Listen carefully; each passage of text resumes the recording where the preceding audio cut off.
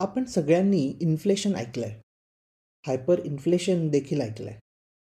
पण श्रिंकफ्लेशन आणि स्निकफ्लेशन काय प्रकार आहेत?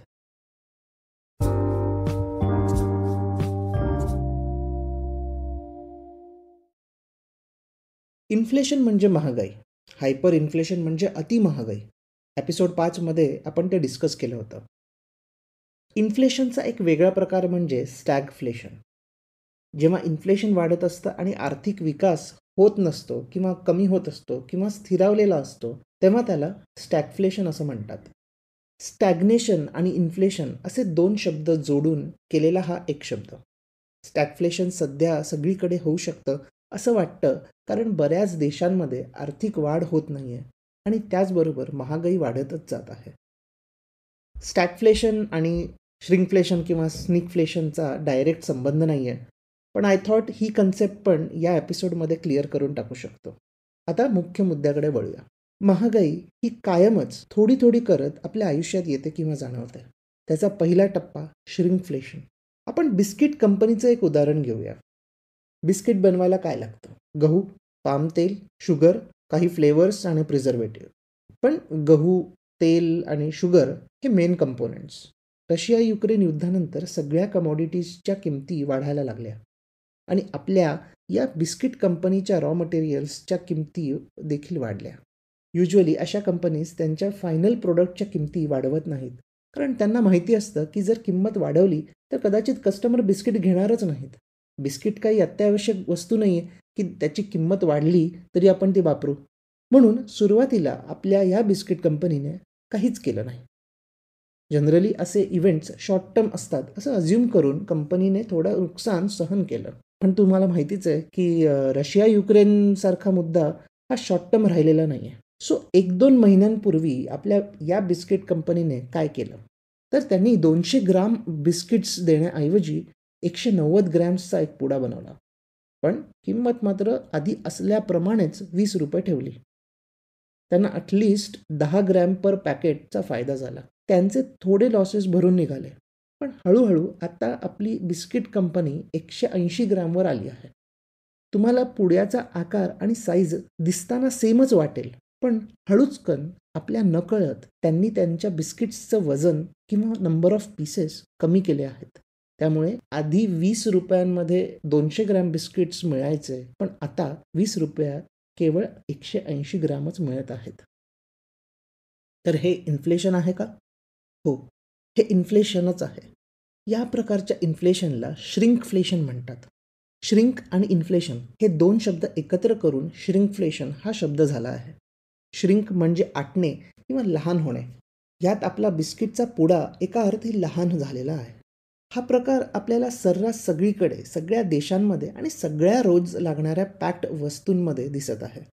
बऱ्याच FMCG कंपनीजने किंवा रेस्टॉरंट्सने हे पाऊल उचलले आहे. डॉमिनोजचा पिझ्झाचा साईज कमी झाला आहे. विम्बार जो आधी 155 ग्रॅमचा होता तो आता 135 ग्रॅमचा झालेला आहे. हल्दीरामचे आलू भुजिया 55 ग्रॅम्सवरून 42 ग्रॅम्स इतके झालेले आहेत.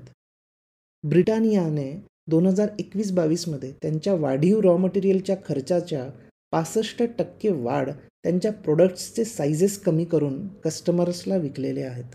अशा प्रकारे इतर कंपनीजने देखील ॲक्च्युअल किंमत न वाढवता आपल्याला एका वेगळ्या प्रकारच्या इन्फ्लेशनकडे नेलेलं आहे. खरं तर हे सगळं चांगलं वर्कआउट होतं, कारण सायकोलॉजिकली आपण बिस्किटचा एक पुडा खाण्यावर भर देतो आणि त्यांच्या वजनाकडे नाही.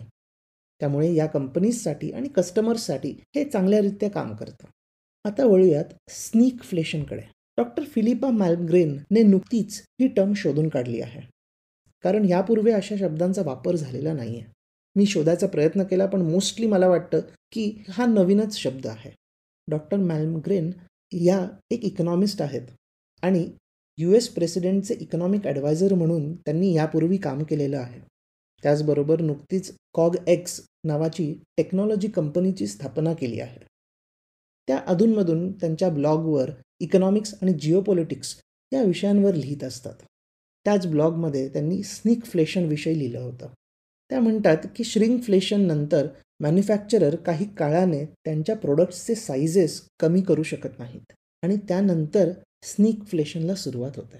स्निकफ्लेशनमध्ये मॅन्युफॅक्चरर वाढीव किंमत लपवण्याचा प्रयत्न करतात. त्या म्हणतात, मला हे पहिल्यांदा 2017मध्ये दिसले, जेव्हा ब्रिटनमध्ये पबने 2/3 पाईंटमध्ये बिअरच्या किमती लिहायला सुरुवात केली. कोणीही पाईंटचा 2/3 भाग खरेदी करत नाही. तुम्हाला अर्धा पाईंट किंवा पूर्ण पाईंट किंमत स्वतः कॅल्क्युलेट करावी लागते, जी करणं पॉसिबल नसतं, कारण कदाचित त्यावेळेला तुम्हाला खूप जास्त चढलेली असते. महत्त्वाचं हे आहे की तुम्हाला कंपॅरिझन करता येत नाही.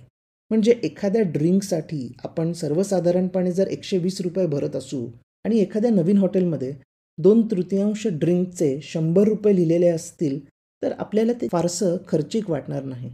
कारण आपल्याला 120 ते 130 हा आकडा डोक्यात लक्षात असतो. पण त्याचा 2/3 करण्याच्या फंद्यात आपण फारसं पडत नाही.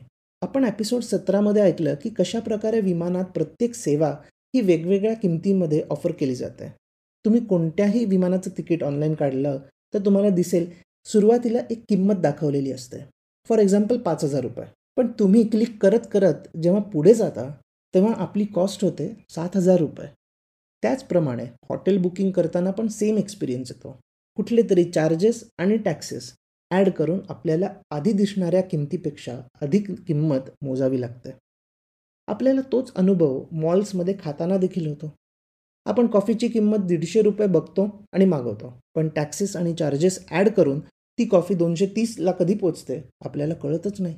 आणि जर इन केस कोणता पदार्थ डिलिव्हरी करायचा असेल तर आपल्याला स्विगी, झोमॅटो ॲप्सच्या शेवटच्या पानापर्यंत जावं लागतं आणि तेव्हा आपल्याला ऑर्डरची फायनल व्हॅल्यू कळते.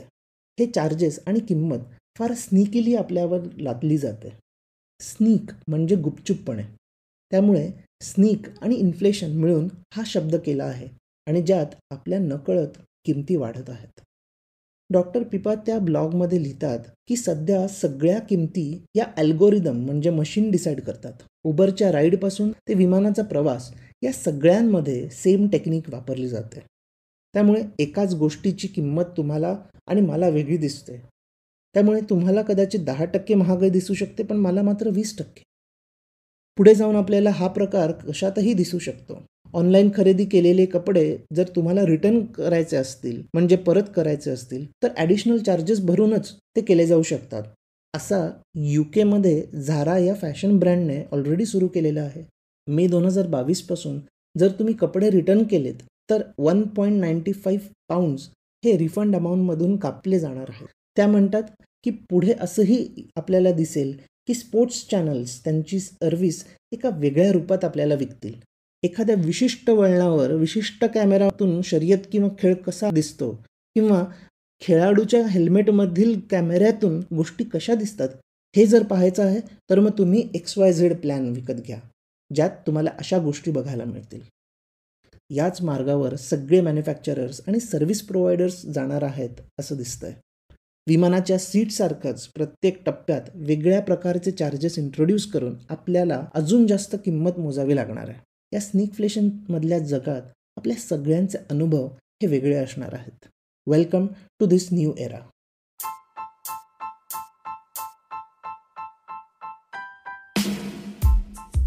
तुम्ही हा एपिसोड स्पॉटिफाय, इकॉनगली वेबसाईट आणि लीडिंग पॉडकास्ट ॲप्सवर ऐकू शकता. मी दर सोमवार, बुधवार आणि शुक्रवार नवीन एपिसोड्स घेऊन येतो. तुमचा फीडबॅक आणि सजेशन्स शो नोट्समध्ये दिलेल्या माझ्या ब्लॉग, लिंक्डइन किंवा ट्विटर अकाउंट्सवरून मला नक्की कळवा.